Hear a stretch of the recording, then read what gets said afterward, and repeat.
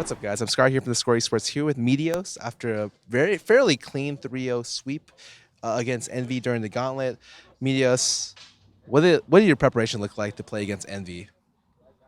Well, our preparation leading up to the gauntlet was kind of weird because there's not actually that many teams scrimming. TSM and CLG are both on break, and then not really any other LCS team except Envy and Liquid and Immortals who were playing.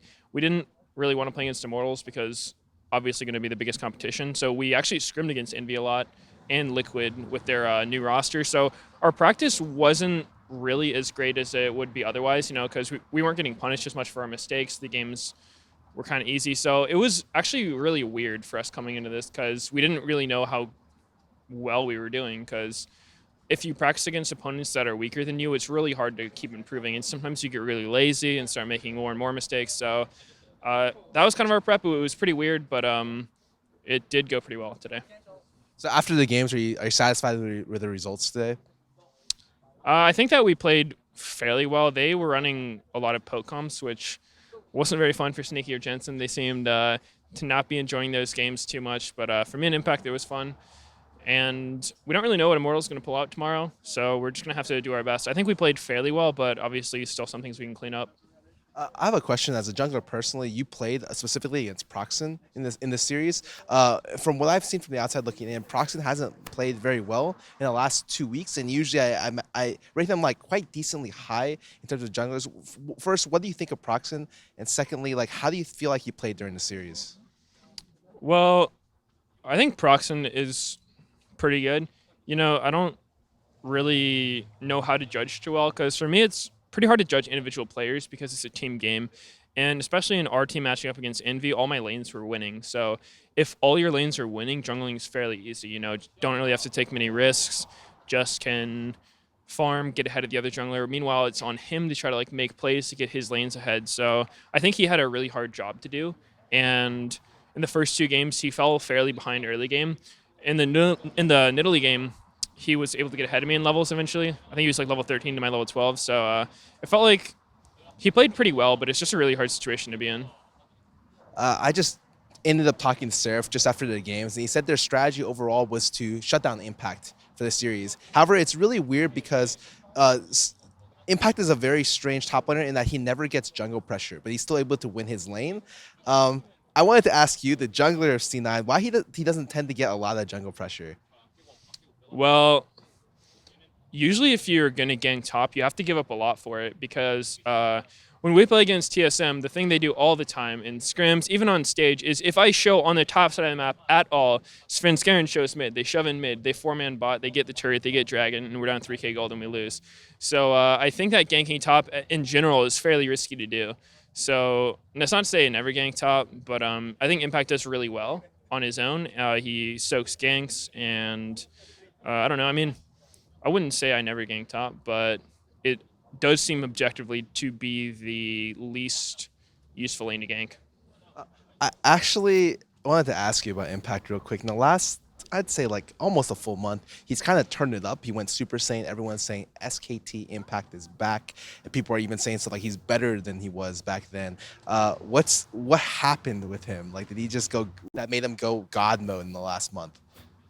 I'm not entirely sure. He's always been a pretty hard worker, really nice guy. He's easy to play with. And I don't know if there's anything specifically. He tries out a lot of different stuff in scrims, and sometimes he just sandbags really hard and we're like, Impact, what are you doing? Why are you getting solo killed by everybody? But then on stage, he does the opposite. I guess he learns how to get solo killed in scrims so he can solo kill people on stage. I don't know. I mean, he's a really, really good player. He's solid, and he communicates well for English being a second language, so he's a really nice guy to play with. A lot of your criticism going into playoffs, even for me, was that you guys typically gave up a lot of dragons throughout the series. And one of the things I was worried about against TSM was that C9 doesn't really go for dragons as much as they go for, I think, tempo around the map. Especially when I interviewed your coach, he said kind of the same thing. However, recently in most of your games, even in your TSM series, you guys actually ended up getting quite a bit of dragons. Was there kind of a shift in terms of mentality, or you just take what's available? Well, I think that we have gone back and forth as a team between not doing dragons at all. But then usually the reason we were in that spot is because there would be times in scrims where we really prioritize dragon, But like you said, we would give up a lot of tempo for it, and so we would just do dragons at a bad time. Then we'd be really behind, and we're like, all right, that dragon sucked. Let's not do that again. And so I think it's just trying to find a balance between like overcommitting for dragons and losing all your tempo and getting dragons while still maintaining some tempo. And I think it's just something that we've tried to get better at, knowing when's a good opportunity to do it. Because you don't really want to do a dragon and then all of a sudden, like, you're low health, you have to recall, and they take all your turrets and get vision up all over your map. So it's kind of that situation. I think that we just have a better understanding lately of how to take dragons without losing too much. Since you guys are typically improving at a pretty decent rate, are you kind of maybe worried for something surprising from Immortals tomorrow? I think that Immortals, I think they're really good. I could see the series going either way. We're just going to have to do our best. And they are known for their weird picks, especially in the top lane. I know Huni just kind of does his own thing. Even in our series last time, he pulled out, what was a different champion every game. There's Rumble, there's Riven, there's Lissandra. So we have to be prepared for anything. I think that if we play our game, we play really well. Maybe they have an off day, and then we could take it. I don't know exactly how shot calling works on your team. A lot of people have been actually saying Smoothie's been playing excellently well, or very well. When I hear comps in game, Smoothie talks a lot. Do you work with Smoothie a lot throughout the game to like set up plays? Is he like a very loud voice in the team now? It's pretty hard to say for sure. I don't know. I don't think about it too closely. I know there's the whole circle jerk about shot calling, whatever, like sometime last year. And I really don't think many teams go on this model of like one leader in the game. Usually it's just the case that it's like, okay, we've got pressure here. Can we do anything? Then we like organize to everyone else. It's like, yeah, it's good for me to do this now. And then someone else will be like, they can just say, yeah, it's good for me too. Let's do it. Or no, I kind of got to recall, that kind of thing. So I think that we just sort of work together pretty well. I think Smoothie does have a lot of calls as far as vision goes. So I don't know. I wouldn't say any one person has a dominant voice as far as it goes. I think we just work well together to set up plays. Assuming you win tomorrow, what's C9's plans? I heard from a lot of different teams are going to Bootcamp in Korea. Even from Envy, I think they told me even though they lost, there's still a good chance they'll go Bootcamp. Is your team planning to do that as well? I think that we will go to Korea if we win. I remember last year C9 won the gauntlet and they just immediately got on a plane to Korea. And I think for us, it'll be the same thing if we win. So might be a hectic day tomorrow. We'll see. I think I'm just focusing on winning the match first. Speaking about Korea, did you enjoy playing Korean solo queue when you're over there? Is this something you're looking forward to a little bit? I don't know. I didn't really have a good time. I think I had like less than a 50% win rate when I was there, which was pretty bad. And it's really weird because it feels super disconnected from like competitive jungling.